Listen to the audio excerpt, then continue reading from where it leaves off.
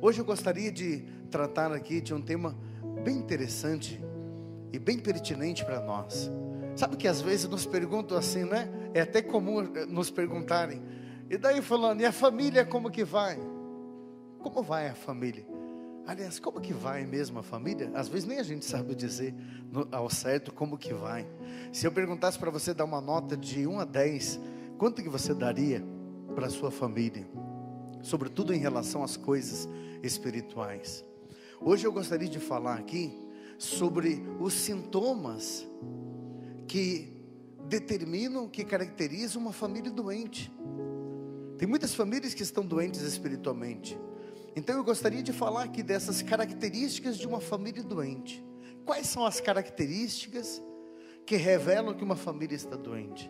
Preste atenção, filho, porque talvez você vai perceber que no fundo, alguns sintomas que você sente, eles não são à toa. O primeiro sintoma de uma família doente, de uma casa que está com problemas sérios do ponto de vista espiritual, é quando a pessoa perde o desejo de permanecer dentro da casa, permanecer no ambiente familiar. Há uma perda do desejo. A pessoa, ela não se sente muito bem ali, ela se sente bem em todo mundo lugar. Lá no trabalho, na faculdade, na escola, principalmente na igreja, é uma benção. Mas quando chega em casa, sente que pesa. É porque a primeira característica, justamente é essa perda do desejo. O ambiente é carregado de uma casa que está enferma, está doente. Uma família que está doente. Há uma falta de prazer em permanecer. A palavra de Deus diz assim, em Romanos 14, o reino de Deus não é comida nem bebida, mas é paz, é alegria, é justiça. Talvez é o que falta, né? Tem casas que tem de tudo, né? Tem aquelas televisão gigante, né? 90 polegadas, nossa, parece um cinema. Cada um já tem o seu carro, porque os filhos cresceram. Então são 2, 3 carros lá fora. De repente, até mesmo cada um já com seu celular. Eu conheço muitas casas que tem 2, 3 televisões, uma em cada quarto, mas não tem paz, mas não tem aquele sentimento. Parece que tudo isso é um mecanismo de defesa para suprir, né? O que não tem naquela casa, que é a paz, que é aquela coisa gostosa de estar em casa. Ai, graças a Deus cheguei em casa. Tem gente que há muito tempo não fala isso. Tem gente que diz que inferno que eu cheguei em casa. Então, o primeiro sintoma de que uma família está doente é a perda do desejo de permanecer naquele ambiente. A pessoa não tem prazer de estar ali. Depois, falta de respeito dentro da casa. Não se tem respeito, o pai não tem respeito com a mãe, o esposo com a esposa, no caso a esposa com o esposo. Não se tem respeito no sentido de dizer um palavrão feio para o outro. O marido trata a mulher como se fosse uma mulher da vida. A mulher trata o homem sem respeito nenhum. E o pior de tudo isso, na frente dos filhos. Há uma falta de respeito com os filhos. Não se tem nenhum tipo de zelo. Não vamos brigar na frente das crianças. Não, lá é triste. Porque essa falta de respeito vai consumindo os valores da igreja. Então, eu conheço casas onde o filho não pede bênção para a mãe e para o pai. E às vezes até quando o pai chama, fulano, vem aqui, não diz aquela palavra que a gente deveria dizer para os pais, né? Naquele pronome de tratamento, senhor ou senhora. Não é senhor e senhora. O quê? Porque é um qualquer, né? O quê? Que foi, pai? Há uma falta de respeito tão grande, e às vezes até, porque o pai não dá muito testemunho, então o pai bebe, às vezes fica até meio caindo de bêbado, o filho, até tirando sarro do pai. Às vezes até tratando mal, né? Quem é você? Velho. É triste isso quando a gente vê alguns tratando, porque o seu pai pode não ser o melhor pai do mundo. E talvez você vá até com aquela cara lavada, me perdoe dizer, vai lá abraçar teu pai, o senhor é o melhor pai do mundo. Mas diz a palavra de Deus, seja qual for o teu pai, diz a palavra de Deus que você deve honrar o seu pai. Diz em Eclesiástico 3, versículo 12. Diz assim que o filho que honra o pai acha alegria diante do Senhor. E não te glories, diz a palavra, do que desonra o teu pai, porque a desonra dele não pode ser glória para ti. Talvez você fique até meio feliz, né? Porque o pai também não é um testemunho. E aí você fica até mais à vontade para aprontar. Cuidado, filho, porque isso atrai uma maldição tão grande para a tua vida. Isso atrai um peso para essa casa. E é por isso que muitas famílias estão doentes. O clima lá é insuportável. E a gente nem sabe de onde vem isso. Comece a analisar essas características que você deve ter para com os seus pais. A família não sai mais juntos. Não sai mais juntos. O pai e a mãe não levam mais os filhos para sair para algum lugar. Às vezes até os filhos grandes, de saírem todos juntos. Talvez até algo do passado, aonde vocês arrumavam assim um compromisso. Vamos para a praia. Eu me lembro quando eu era pequeno, que festa, quando a mãe dizia que a gente ia para a praia. A gente ficava arrumando as coisas. A mãe fritava aqueles frangos, colocava com farinha. Oh, Jesus amado, a gente era farofeiro, mas era feliz. Tudo para a praia, todos juntos. Às vezes a gente estava meio ali, não queria fazer bem o serviço. A mãe dizia: apura para a gente ir. Aonde que a gente vai, mãe? Onde que a gente vai? A gente ficava doido. A mãe inventava algum lugar para ir, nem que fosse na casa do vizinho para passear, mas ia a família toda juntos. Até hoje em Santa Catarina, em datas como Páscoa, Natal, eu sempre gosto de dizer isso, a família está reunida, vão todos. A mãe já diz: vocês podem sair qualquer dia do ano, mas Páscoa e Natal não me dê o desgosto de a gente não passar juntos na família. Mas tem família que não tem mais isso. Até nessas datas, né? Cada um por si, Deus por todos. Não saem mais juntos, não celebram nada juntos. Isso é uma característica grave de uma família que está doente. Uma família que não tem essa afabilidade mais um para com o outro. Diz a palavra de Deus assim em Eclesiastes 9:9. Desfrute a vida com a mulher a quem ama e com os filhos. Desfrute a vida com os seus. Em que história é essa de ser feliz sozinho, né? Não, eu fico feliz porque de vez em quando eu saio. Eu vou lá com meus amigos, lá você se sente bem, né? Com os amigos, não vê a hora de sair do trabalho para passar no barzinho, para estar com os amigos. Tudo quanto é lugar, menos com a família. Tudo quanto é lugar você está bem, menos com a família. E a responsabilidade que você tem de levar alegria para a sua casa, de levar Deus para a sua casa. Porque se falta um membro da família, faltou tudo. E talvez seja você, jovem, que está aqui na missa, que às vezes a família toda vai, mas você diz: não, mãe, eu não vou, eu vou sair com meus amigos. É você que desfalca aquela casa, é você que desfalca aquela família. A família não está completa porque você nunca vai junto. Em Provérbios 12:22 diz a palavra assim: o Senhor repudia os perversos. Sabe que uma das características de uma família doente é aquelas mentiras constantes. Eu já estou aqui no quarto ponto: constantes mentiras. Provérbios 12:22. O Senhor odeia os lábios mentirosos, mas se deleita com os que falam a verdade. Odeia lábios mentirosos. Começam a surgir, e eu estou mostrando o declínio natural. Nós começamos ali pela primeira característica, que é o ambiente, a não querer ficar no ambiente, depois a falta de respeito, a família que não sai mais juntos, e nós já estamos lá naquele declínio, que é as constantes mentiras. E mentiras que começam assim, mentiras pequenas. Às vezes alguém mandou uma mensagem para você, jovem, e foi a namorada que mandou, uma menina que você está gostando, ou um menino que mandou para você, menina, e a mãe pergunta: quem foi, filha? Quem é que está conversando? Não, eu estou conversando com uma amiga. Mentira. Mentira. E essa mentira vai pesar o seu ambiente. Essa mentira vai contaminar a tua família inteira. Mas a gente acha que, como diz o jovem, não dá nada, né? uma mentirinha aqui, uma mentirinha lá. Vai ver na Bíblia quem é o pai da mentira, para você ver se eu não tenho razão de dizer que esse ambiente está pesado, porque volta e meia tem mentira aí.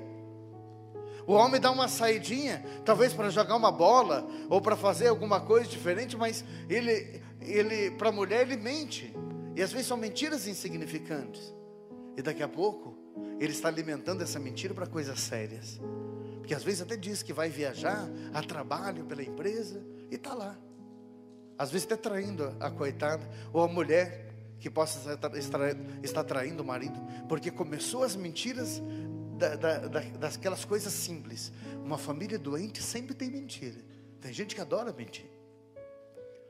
Tem uma história de um velhinho que diz que ele, da lavoura, homem da roça, vinha puxando a sua vaca, e diz que passou um carro, ele deu com a mão, o carro parou, e ele disse: "Ô moço, o senhor não dá uma carona para mim?" Ele disse: "Claro que dou, mas e a vaca?" Ele disse: "Não, essa vaca aqui anda bem, o senhor pode me deixar entrar aqui, que eu coloco a corda para fora, ela vai acompanhando, o senhor pode puxar aí." O homem falou: "Você tem certeza?" Ele falou: "Você não conhece a minha vaca." "Tá bom, vamos embora." E disse que o homem foi, olhando pelo retrovisor, a vaca começou a correr, ele aumentou um pouco a velocidade, foi para 30, 40, 50, e a vaca começou a correr, estava com 60 por hora, e a vaca correndo, e o velho bem sossegado, e disse que ele viu que a vaca já estava com a língua para fora, a vaca vinha correndo, e ele disse: "Escuta, a sua vaca está com a língua para fora, o senhor não quer que eu diminua a velocidade, que eu pare?" Ele disse: "Não, meu amigo, para que lado que está a língua dela?" "Ué, está para o lado esquerdo." "Então puxa para a direita, que ela está dando sinal para podar." Ô Jesus, isso que é mentiroso, hein, gente? Coitado da vaca que está quase morrendo. Mas diz que mentira tem a perna curta, né? Porque depois a vaca chegou a cair, foi de arrasto, teve que parar o carro, e ainda ele inventou: "Coloquei pouco combustível." Essa vaca, acredite se quiser, é a gasolina. O homem falou: "Tá bom, fica aí, meu filho." Mentiroso do caramba. Quer dizer que as mentiras, elas vão tomando conta da nossa vida de tal maneira que de repente a gente está mentindo por coisas banais e coisas absurdas. E a família onde tem muita mentira, pode ter certeza, não tem a bênção de Deus, não tem a graça. Mentira carrega, pesa o ambiente. Eu vou abençoar às vezes algumas casas aí, minha Nossa Senhora, quando a gente entra, a gente já vê aquele clima pesado, o ambiente carregado. As brigas começam a ser constantes. Outro item forte: as brigas começam a ser constantes. Tudo é motivo de briga, né? Eu já vi casais que brigando por coisas tão banais, né? E às vezes violência física começa a surgir. Olha, gente, quando um homem chega a dar um tapa numa mulher, até a mulher que às vezes joga tudo. Sabe aquela mulher que quando começa a brigar, o que ela tem na mão ela joga. Aquele histerismo, isso revela uma família que está enferma, está doente. Porque imagina os filhos vendo coisa quebrando lá dentro. Que clima, hein? E às vezes as famílias acham que para resolver precisa chamar o padre para abençoar, precisa trabalhar com as pessoas. Nunca me esqueço de uma mulher que veio dizer para mim: "Padre, o senhor precisa ir lá em casa, eu vejo que o senhor trabalha com jovem, padre, eu tenho um filho." Pense num filho, padre, é uma praga aquele menino. "Padre, meu filho não vem para a igreja, ele não reza, padre, ele fica um cara virado." E eu até que tanto que ela assistiu, um dia fui na casa dela. Quando eu cheguei, sabe o que eu me surpreendi? Com o rapaz simpático, arrumou as mãozinhas: "Benção, padre, Deus abençoe. E, filho, posso conversar com você?" "Claro, padre, entra aqui no meu quarto." Eu entrei, ele fechou a porta. "Se o senhor não incomoda, padre, de sentar aí na cama?" "Não, tudo bem." "Ô filho, eu vejo que você é uma pessoa tão boa," eu disse para ele. "Poxa, tua mãe veio me procurar falando que você é uma pessoa tão difícil aqui dentro, faz ela sofrer." E ele disse: "Padre, que bom que o senhor veio aqui. O senhor não conhece a minha mãe, padre." "Olha, padre, só espere um pouquinho." Saiu do quarto e entrou com o pai. "Ô pai, vamos conversar com o padre e vamos abrir o jogo." O marido dela disse: "Padre, o senhor precisa nos ajudar. A minha mulher é muito histérica, padre. Ela chega da igreja, mas ela chega aqui brigando com todo mundo. Ela quer que eu faça o serviço aqui todo sozinha. Ela sai, vai passear e briga que você não tenha comida pronta quando ela chega. E o senhor tem uma ideia, padre? Queimou meu filho com o ferro de passar roupa. Me deu aqui uma acabada de panela que estava com vergão. Mas a tua mulher faz tudo isso? Mas a tua mulher não é fulano de tal? É ela, padre. Eu disse, vem aqui, eu vou rezar por vocês. Eu ia rezar para que Deus abençoasse vocês, convertesse vocês. Agora eu vou aguentar para vocês suportar essa mulher. Eu fechei os olhos e disse, Senhor, pelo amor de Deus, dê força, Senhor, que fosse eu no lugar, eu já tinha corrido daqui. Aí quando eu estava saindo, ela veio, eu falei, ai padre, falou com eles? Eu falei. Ai padre, como que foi, padre? O que eles disseram? Disseram que não presta é você. Você queimou teu marido com ferro para passar roupa. O teu filho deu uma acabada. Ai padre, eu sou tão desequilibrada. Repita assim comigo, se eu quero converter minha família, eu preciso me converter antes. Vocês estão percebendo a contradição, gente? Então, às vezes começa dentro das casas, essas brigas constantes, e às vezes agressividade física. Que ambiente, né? E a gente às vezes põe culpa nos outros, né? A falta de diálogo é uma característica forte de uma família que está enferma, ela está doente. Ninguém dialoga com ninguém, tá? Todos ficam ali na frente daquela televisão, dando atenção. Quando tiram a comida, não comem em volta da mesa. Não, cada um por si. Não tem aquele diálogo de, sabe, perguntar, daí como que foi, como que tá. E engraçado é que quando vem os outros de fora, trata que, meu Deus do céu, parece que é a pessoa mais simpática do mundo. Trata bem os outros lá fora, mas não dialoga dentro de casa. Dá a impressão que você mora com pessoas estranhas. Me lembro que quando eu trabalhava em Rio Branco do Sul, cheguei lá no interior, uma família que insistiu muito para que eu fosse almoçar. E quando eu cheguei lá, o homem disse para mim, padre, entre padre, quero mostrar meu tesouro. Eu pensei, que coisa bonita, que modo bonito de falar da família, né? Quero mostrar o meu tesouro. Entra, quero mostrar meu tesouro para o senhor. E ao invés de entrar dentro de casa, ele foi indo para o lado lá da estrebaria. E eu pensei, talvez a mulher esteja trabalhando com os filhos lá, né? E aí foi caminhando aquelas ele disse, ó padre, dá uma olhada. Eu disse, meu Deus. Padre, ó, aquela lá é a Teca, aquele é o Chico. Vem aqui para você ver os porquinhos, padre, coisa mais linda. Isso aqui é a minha preciosidade. Olha lá, aquele ali é o Chicão. Porque... Olha aí, ó, Chicão, vem pra cá, Chicão.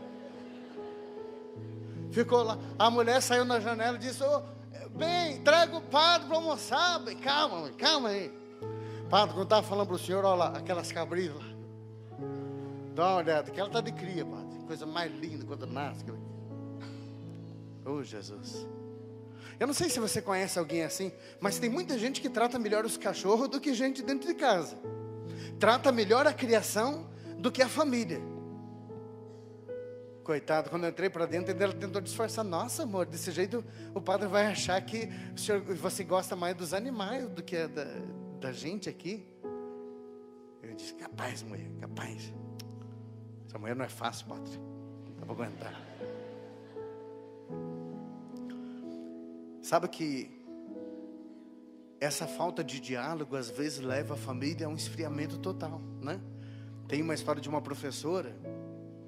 A professora mandou os alunos fazer uma redação. E ela diz assim, olha, eu quero que vocês imaginem que vocês vão ser um objeto, uma coisa. Vocês podem colocar o que vocês quiserem, vão fazer uma redação. E uma criança escreveu a redação dessa maneira: eu queria ser a televisão lá de casa, porque todo mundo senta naquele sofá e fica olhando para a televisão, eles riem. Eles dialogam entre si, mas olhando para a televisão. Muitas vezes eu chego para o pai, para a mãe, para falar alguma coisa. Eles mandam eu sair porque estão assistindo a televisão. Tudo lá em casa é diante da televisão. O café diante da televisão, o almoço diante da televisão. Eles jantam na frente da televisão. Eu queria ser aquela televisão. A mãe, quando fica com tantas horas para começar a novela dela. O pai gosta dos filmes que passam na TV. Eu queria ser a TV, porque o pai e a mãe não tem tempo para mim, mas tem para televisão. E a professora, quando chegou em casa, começou a corrigir a redação. A professora, ao ler, começou a chorar. E o marido, vendo que ela estava chorando, disse: "Ué, amor, o que você está chorando?" Ela disse: "Leia isso aqui, amor." O homem leu e se revoltou. Ele disse: "Isso é culpa desses pais de hoje em dia, esses pais ingratos. Uns pais desses deviam levar uma surra. Aonde já se viu um menino, pelo amor de Deus?" Ela disse: "Amor, você não está entendendo, amor. Leia essa redação." "Eu já li, mulher, estou vendo." "Olha o nome, é o nosso filho." Ela era professora do filho. "É o nosso filho, amor." É interessante, né, que a gente olha às vezes para a família dos outros. A gente sempre imagina uma família pior do que a gente, né? Mas para pensar se dentro da tua casa não acontece mais ou menos isso, pai, mãe. Ali diante da televisão, quando é que você perguntou para o teu filho como é que ele está? Quando é? Talvez você não tenha sentado com o filho. Eu vou falar de uma coisa aqui, que é papel dos pais, de sentar com o filho, de falar coisas para o filho, principalmente para os homens, né? Para os meninos, coisas de homem para homem. Você, mãe, quando que você sentou para tua filha para falar coisas de mulher para mulher? Filha, tem coisas que já precisa entender. Mas depois, às vezes vem desesperados falar para o padre de que o filho está numa vida de prostituição. Às vezes a filha já apareceu grávida, né, mãe? Mas você nunca falou para ela de sexualidade, né? Nunca falou para ela. É só televisão, só televisão. Sabe, gente, nós um dia vamos nos deparar diante do Senhor, e o Senhor vai perguntar: o que é que você fez para instruir a sua família, para levar a sua família para o céu? Tem muitos pais e muitas mães que sabem fazer filho, e olha, e sabe mesmo. Agora, pai e mãe de verdade, às vezes, são poucos. Tem muitos pais que fizeram um monte, mas é um zero à esquerda de pai, porque não tem responsabilidade nenhuma. Às vezes, se a gente desse um pouquinho mais de atenção, sabe, gente? Então, eu digo assim que é importante a gente apelar, ter mais diálogo. É muito interessante. Essas características que o padre está dizendo, essas brigas constantes, essa falta de diálogo, deveria ser só de famílias que não tem compromisso nenhum com a igreja. Não você que vem aqui para a missa, que aprende essas coisas. A sua família tem que ser diferente. Tem que ser diferente. Hein? Imagina você, só palavras doces, Imagine se você parasse de brigar tanto. Você, homem, com a tua esposa, você, mulher, com o seu esposo, parasse de brigar, não tivesse mais motivo de brigar com os filhos. Mas às vezes a gente dá contra-testemunho, porque a criança, ela grita porque o pai vive gritando com a mãe vive gritando com o pai, e a criança só repete isso, né? "Mãe, ele pegou meu chinelo." A mãe diz: "Meu Deus." O pai diz: "O que é isso? Que gritareira é essa?" Todo mundo grita lá. E ainda você pergunta: onde foi que ele aprendeu isso? Né? Tem um casal, tem a historinha de um casal, lembrei agora. Um casal que diz que 50 anos de casado, nunca brigaram. Aí diz que foram chamados até para uma rede de TV, estavam entrevistando ele lá, mas o repórter perguntou: "Você tem certeza que vocês nunca brigaram nesses 50 anos?" A mulher falou: nunca brigamos." "Mas como que aconteceu isso? Como que vocês chegaram a conversar? Aconteceu alguma coisa que vocês fizeram um propósito?" A mulher falou: "Foi assim, quando a gente casou, a gente estava indo para a lua de mel, e meu marido tinha uma égua que ele gostava muito, que era a paixão da vida dele, era aquele animal. E a aguinha estava levando a nossa charrete, e a égua tropeçou, deu uma tropeçada, e meu marido falou assim: 1, e olhou para mim. Eu não entendi, mas a égua continuou, tropeçou mais uma vez, ele disse 2, e já falou com olho de bravo. A égua me tropeçou pela terceira vez, foi fatal. Ele disse 3, sacou da arma e deu um tiro na égua. Olha, foi uma coisa horrível. Eu vi aquela égua morrendo e ele começou a tirar mais. E eu disse, pelo amor de Deus, pare, o que é isso? Ele olhou para mim e disse, 1. Você sabe que depois daquele dia a gente nunca mais brigou? Ai, Jesus. Alguém quer um homem desse ou não? É porque às vezes tem muitas famílias que vivem na base do medo, né? A gente até não briga, mas meu Deus, se eu brigar com esse homem, eu vou apanhar até dentro dos olhos. Aí, gente, o que Deus quer para você, na verdade, é que você ame de fato, não que vive nesse medo. Mas eu estou acabando aqui, né? Sabe que uma das características é o individualismo. O individualismo, cada um por si. Não mexa nas minhas coisas. Não mexa, é o meu celular. E aliás, eu tenho a minha senha, ninguém tem acesso. Esse individualismo, aquilo que eu dizia, até mesmo para passear é sempre sozinho. O que é meu, ninguém mexe. Esse individualismo vai levando também a família cada vez mais ao abismo. E por fim, a ausência de Deus. Lá em casa, ninguém reza. Aquele esfriamento total. A ausência de Deus. Ninguém toma a iniciativa de oração. Ninguém. E às vezes, preste atenção no que eu vou dizer. Quando eu digo ninguém, é ninguém. Às vezes a sua família está tão enferma, está tão doente, que esse ninguém inclui você também, que não reza lá. Não tem uma iniciativa, por exemplo, antes de uma refeição, de dizer, vamos fazer uma oração. Chega a capelinha, aquela capelinha que passa de casa em casa, aquela capelinha fica lá no cantinho. Você entrega no outro dia para o outro sem rezar, sem um Pai Nosso, uma Ave Maria. E aí, você quer que a sua família seja uma família abençoada. Você quer que a sua família seja de Deus. Quem é que não quer, né? Uma família de Deus, uma casa abençoada. Mas filho, comece por você. Não espere de ninguém. Comece por você. O padre disse várias características aqui, que não precisa nem você decorar. Porque aquela que talvez mais pesa para você é aquela que você precisa começar a resgatar. Os valores cristãos precisam começar a voltar para dentro da sua casa. Põe a mão no teu coração e diga assim comigo, meu Senhor e meu Deus. Eu sei que o Senhor conta comigo para levar essa unção lá para casa. Para levar essa unção lá para casa. Eu quero honrar, Senhor, com essa palavra. Eu quero honrar, Senhor, com essa palavra. Porque eu e minha casa. Porque eu e minha casa. Em nome de Jesus. Em nome de Jesus. Serviremos ao Senhor. Serviremos ao